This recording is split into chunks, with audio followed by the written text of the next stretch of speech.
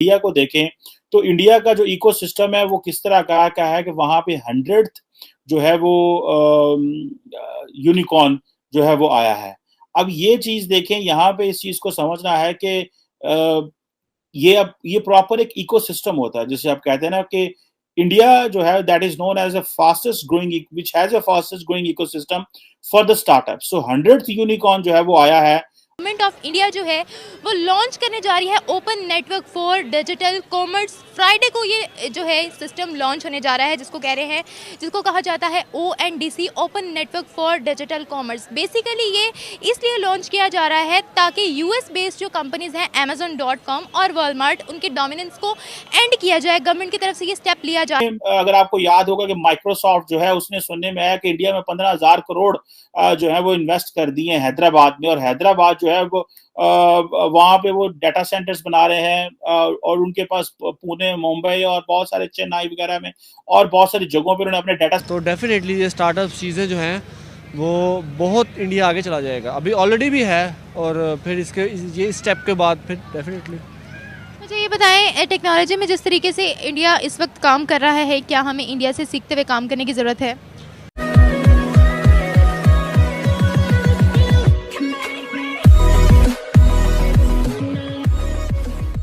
नमस्कार दोस्तों, ये तो चीज़ कब की साबित हो चुकी है कि भाई ट्रेड ही सब कुछ होता है।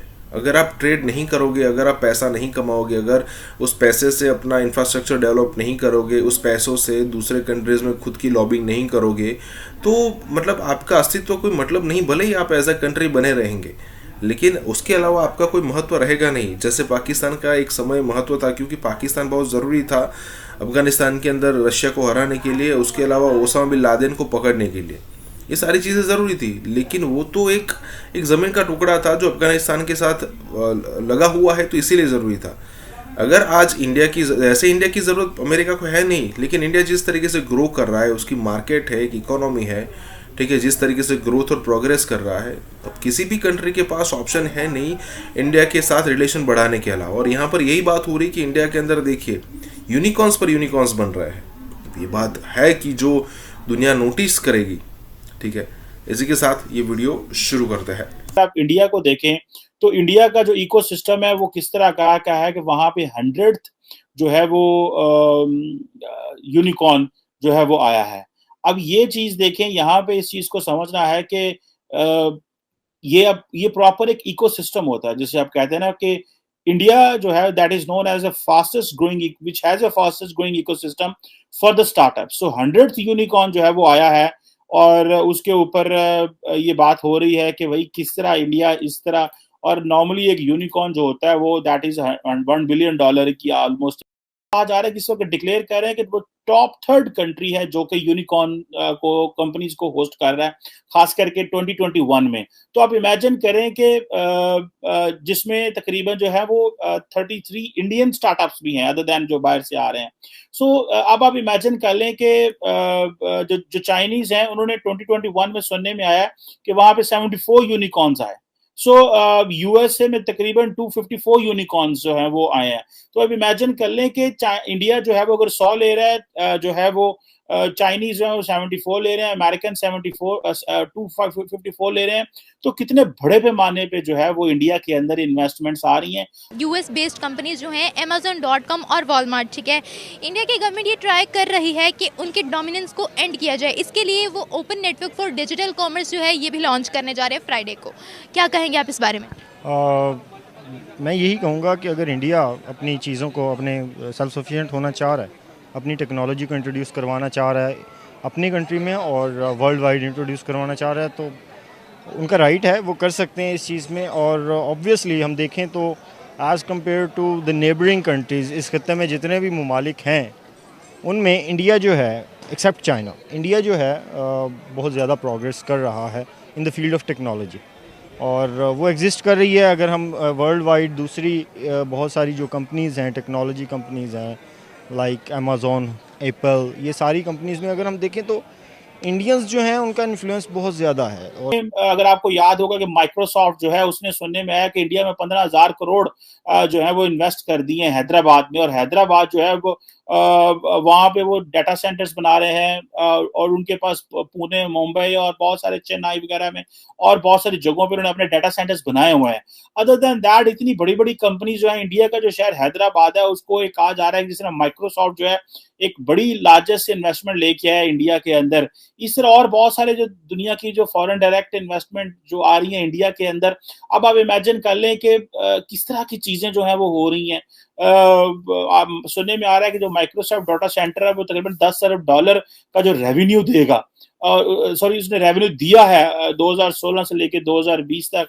सो ये आप इमेजिन करें इंडिया की जीडीपी कहाँ चली गई है। वो फ्रांस जाते हैं, वो जर्मनी जाते हैं, वो स्कैंडिनेवियन कंट्रीज जाते हैं, वहां पे जाके वो चीजें सीखते हैं, समझते हैं, करते हैं। दुनिया के सामने एक उन्होंने माहौल बनाया। मुझे ये बताएं, अगर यूएस बेस्ड कंपनीज के डोमिनेंस को एंड किया जाता है इंडिया की तरफ से, तो इंडिया का क्या इमेज क्रिएट होगा इंटरनेशनल मार्केट में? इंडिया अपने टेक्नोलॉजी में कितना ग्रो कर लेगा? हमें किसी पे डिपेंडेंट नहीं रहना चाहिए। इंडिया ने आई वुड से कि ये चीज़ रियलाइज़ कर ली हुई है।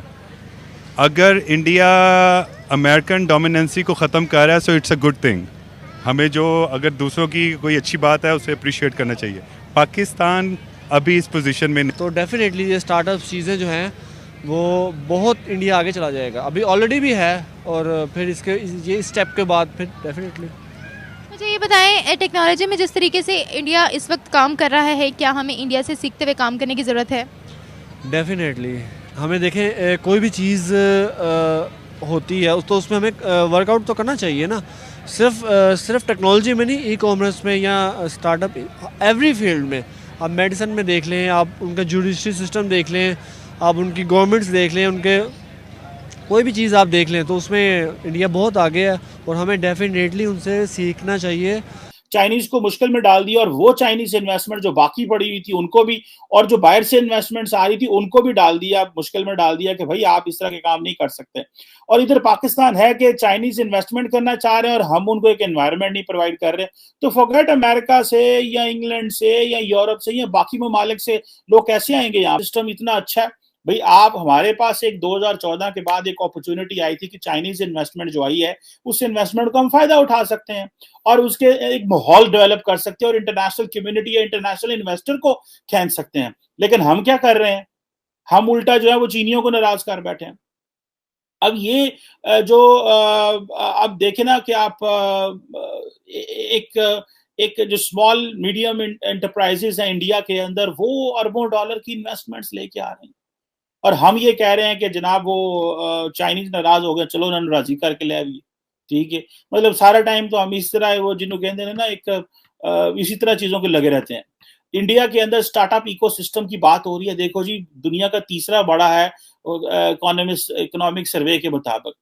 यूके से भी आगे शायद जो है वो जा रहा है। चाइना को जो है वो फॉलो कर रहे हैं, वो अमेरिका को फॉलो कर रहे हैं। मतलब उन्होंने जिसे कह रहे हैं कि एक अपना एक एनवायरनमेंट दिया लोगों को कि वो अपना काम कर सकें। वो लोगों को एक अट्रैक्शन दी है कि भाई आप देखें ना, आप जितनी भी उनकी स्टेटमेंट्स देखें वो क्या करते हैं। जो बायलैटरल स्टेटमेंट्स वो जापान के साथ दी, उन्होंने अमेरिका के साथ दी। उन्होंने कहा जी हमारे बड़े अच्छे ताल्लुकात हैं, ये हम इकोनॉमी पे काम कर रहे हैं, क्लीन एनर्जी पे काम कर रहे हैं, ग्रीन रेवोल्यूशन फला फला फला। साथ में जनाब दहशतगर्दी का जब बदला फजा पाकिस्तान नु पा दे।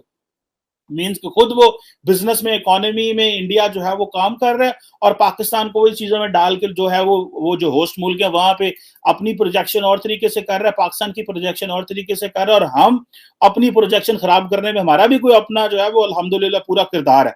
सिर्फ उनका किरदार कोई